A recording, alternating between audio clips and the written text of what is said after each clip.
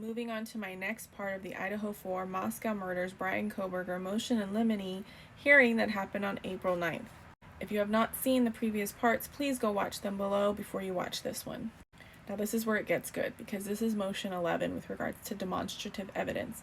What that means is that the state wants to create a dollhouse, not to scale construction of the murder home, 1122 King Road.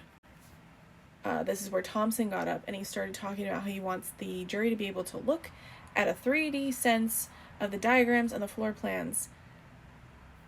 And the judge snapped back at him and said, well, does this explain testimony? Because it has to be related to someone's testimony in order for you to bring it in as a demonstrative, because you're demonstrating something for someone's testimony. And he said it will be. He said the witnesses will use the demonstrative, the roommates, police, etc. Now, what really irks me is they could have just used the actual house and they left it alone, but no, they went and demolished it.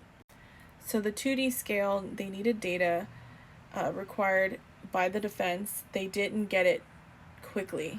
So he admitted that they didn't get the data to the defense quickly, and it's been 3 years. They just got it in March, and they originally got this data back in 2023.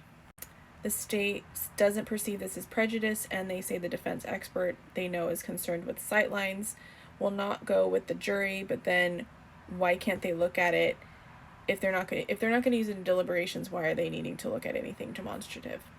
The judge said he has not seen this model and that it will be finished. They said that it will be finished by the FBI in the next 10 days. They had already started on it, even though Thompson said to not start on it, and that he wanted to get the judge's approval first, but they already went ahead and it'll be done in the next 10 days.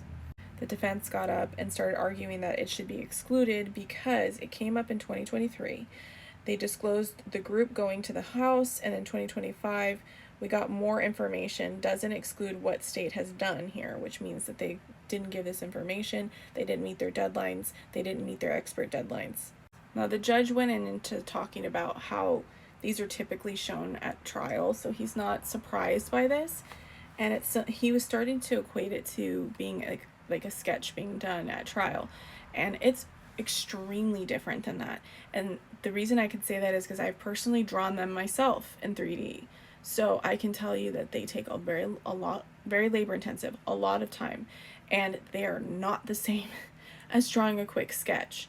Now, and Anne said this is completely different than that. It's not to scale. It's the the lines of sight are affected.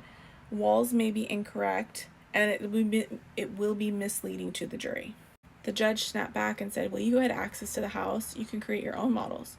And she said, but then I was thinking, those are not what will be presented at trial, and they are supposed to rely on what the state presents, not what they present. And so the burden is on the state, not on the defense, to prove his guilt.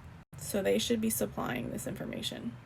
But the defense did create their own models because they're not dumb, and but they don't have the time to test the state's model before it's in front of a jury. They also will not have any furniture included, and I can attest to that. When furniture is in a space, the acoustics are different, the spacing is different, and the lines of sight can be different. And the judge says, well, you can cross-examine, and she's like, yeah, I can, but that's going to cause the jury to speculate. And then she's like, how can I question something I know nothing about, because they won't be able to see it or test it before trial?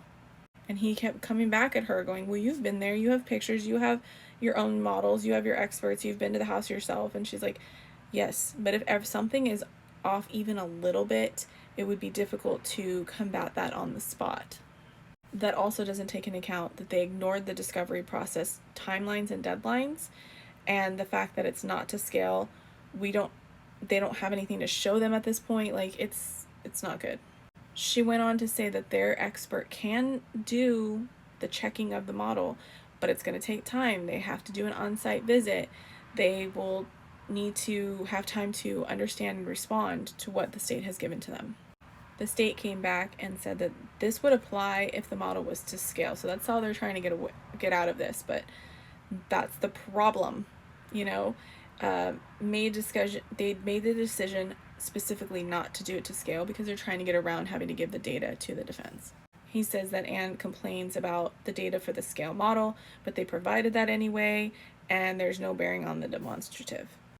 The judge said he will give a written decision, plenty of time for defense to respond. Jury will not have to in their deliberations. He's going to allow it and wants it given to the defense as soon as possible. So the judge is kind of all over the place, but it seems like he's always siding with the state. So I don't think that Brian's going to get a fair trial, to be honest with you. So I'm still working on the next parts, and I will bring them to you, but I just wanted to get you up until this point. Make sure you like and follow, and I will bring the next parts to you.